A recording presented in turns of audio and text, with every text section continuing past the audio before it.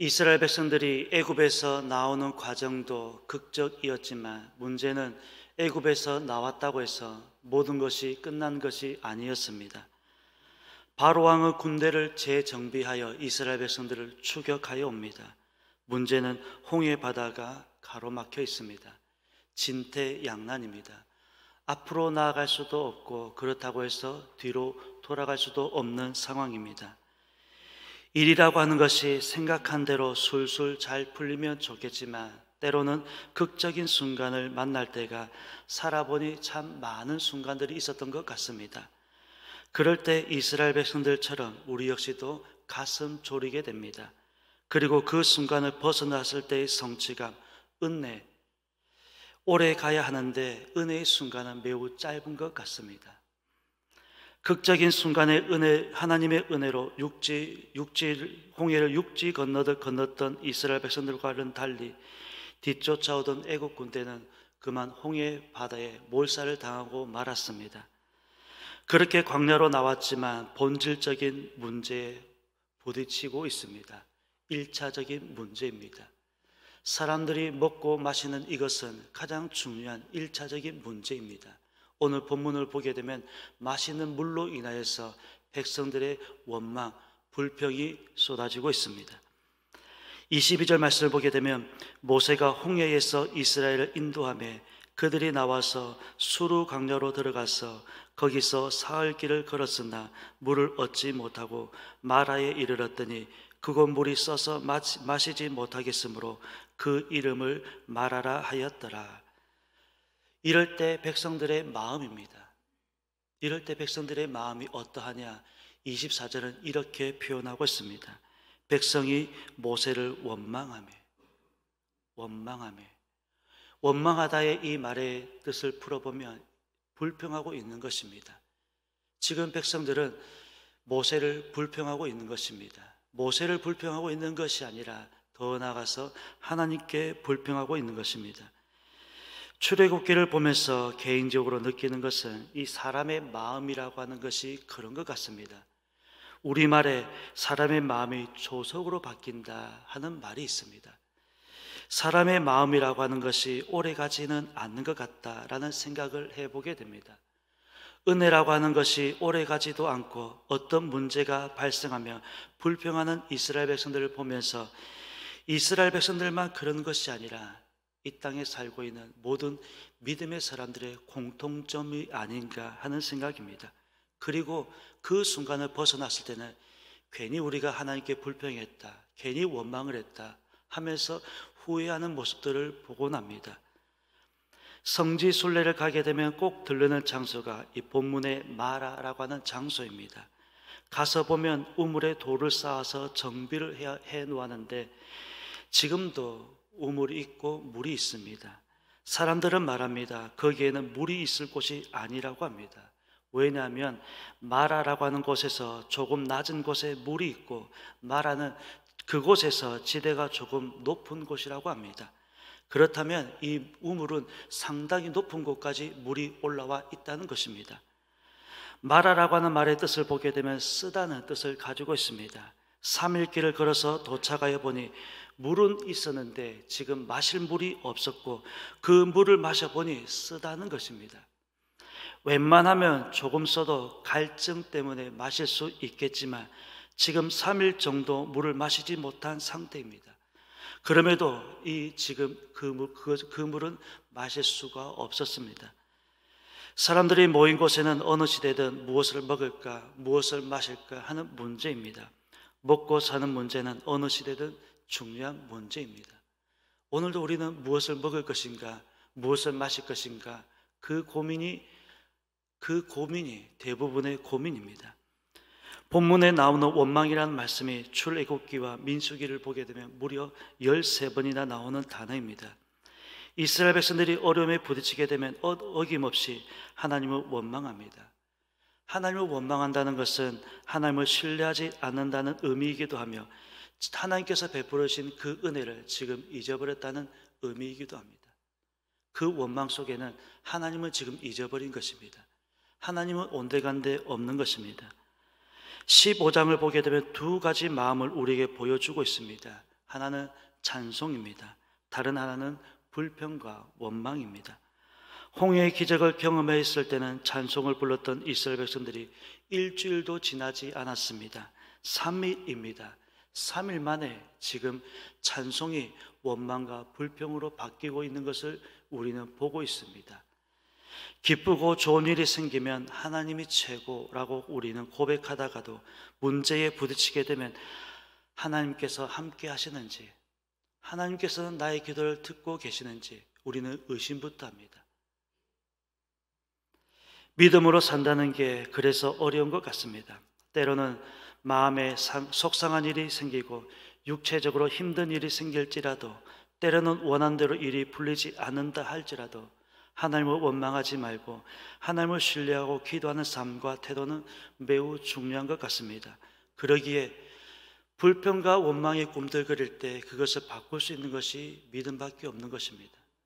그래서 우리는 믿음이 중요하다라는 말씀들을 끊임없이 이야기하고 있습니다. 백성들이 마실 물이 없어서 불평합니다. 그러나 이스라엘 백성들과 똑같이 3일 동안 광야길을 걸어온 모세는 지금 어떻게 하고 있습니까? 불평하지 않았습니다. 원망하지 않았습니다. 하나님께 기도하고 있습니다. 모세라고 해서 왜 목이 마르지 않았겠습니까? 이때 모세의 나이가 80이었습니다. 모세라고 힘들지 않았다고 말할 수 없습니다. 그럼에도 불구하고 모세의 행동을 보면 기도입니다. 이것이 믿음의 사람과 그렇지 않은 사람들의 차이입니다. 원망과 불평은 안 믿는 사람들도 하는 것입니다. 그러나 믿음은 믿음의 사람들만이 가능한 것입니다. 25절입니다. 모세가 여호와께 부르짖었더니, 본문의 모세의 모습을 통해서 우리 역시 인생에서 어려운 순간들을 만날 때 어떻게 믿음으로 반응해야 하는지를 보여주고 있는 말씀입니다. 어려움이 찾아왔을 때, 때로는 일이 잘 풀리지 않을 때, 계획한 대로 일이 되지 않을 때 모세를 우리는 떠올려 보아야만 합니다. 위기가 기회라고 하는 말이 있습니다. 어떤 분에게는 그 위기의 순간이 기회가 되기도 한다는 것입니다. 25절입니다. 모세가 여호와께 부르짖었더니 여호와께서 그에게 한 나무를 가르치시니 그가 물에 던지니 물이 달게 되었더라. 기도하면 방법이 있습니다.